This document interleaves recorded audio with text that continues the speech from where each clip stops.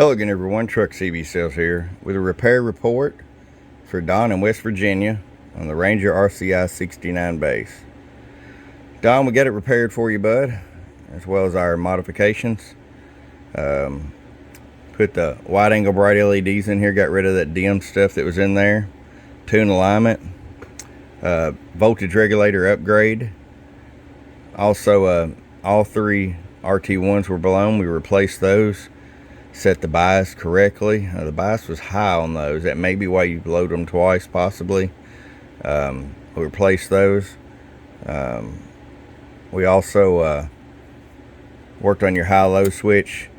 A little bit of a cold solder joint at the jumper, and that's what makes that work on the high-low. I think that'll take care of that.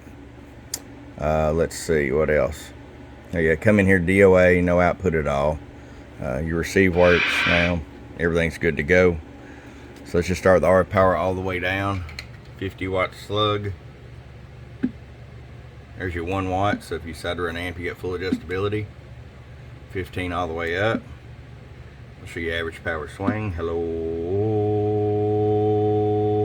40 bird average.